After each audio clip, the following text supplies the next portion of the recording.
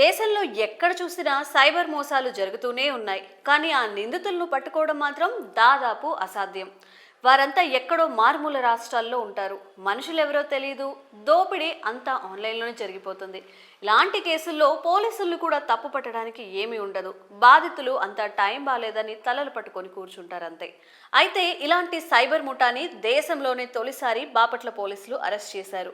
ఆ వివరాల్లోకి వెళ్తే డిజిటల్ అరెస్ట్ పేరుతో ప్రజలను భయపెట్టి వారి నుంచి లక్షలు కాజేస్తున్న రాజస్థాన్లోని జోధ్పూర్కి చెందిన అంతర్రాష్ట్ర సైబర్ మోసగాళ్లు రమేష్, శ్రవణ్ కుమార్లను అరెస్ట్ చేసినట్లుగా బాపట్ల జిల్లా ఎస్పీ తుషార్ నూడి తెలిపారు. గవర్నమెంట్ రిటైర్డ్ టీచర్ని డిజిటల్ అరెస్ట్ పేరుతో భయపెట్టి 74 లక్షలు వసూలు చేసిన కేసులో వీరిద్దరిని రాజస్థాన్లో అరెస్ట్ చేశారు. అక్కడి నుండి పోలీసులు వీరిని బాపట్ల తీసుకొచ్చారు. ఈ తరహా మోసంలో నిందితులను అరెస్ట్ చేయడం దేశంలోనే ఇది తొలిసారి. ఈ సందర్భంగా జిల్లా పోలీస్ కార్యాలయంలో గురువారం విలేకరులకు సమావేశం నిర్వహించారు.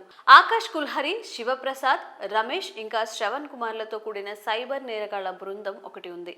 వీరు సిబిఐ, ఈడీ అధికారులమంటూ ఉద్యోగులు, అధికారులు, వ్యాపారులకు ఫోన్ చేసి డిజిటల్ అరెస్ట్ చేస్తున్నామంటూ బెదిరింపులకు దిగుతున్నారు. వీరు బాపట్ల జిల్లా చుండూరు మండలం వేటపాలానికి చెందిన గొంది లక్ష్మీ వరప్రసాద్ ని టార్గెట్ చేశారు. గత నెల 1న ఈడీ అధికారులమంటూ ఫోన్ చేసి దశల వారీగా 74 లక్షలు వసూలు చేశారు. తర్వాత మోసపోయానని గుర్తించిన లక్ష్మీ వరప్రసాద్ పోలీసులకు గత నెల 3వ తేదీన ఫిర్యాదు చేశారు. Chunduru CI Srinivasarao, IT core SI Nayab Rasool ఆధ్వర్యంలో దర్యాప్తు చేపట్టి నిందితుల బ్యాంకు ఖాతాలో ఉన్న 17 లక్షల నగదును స్తంభింపజేశాం.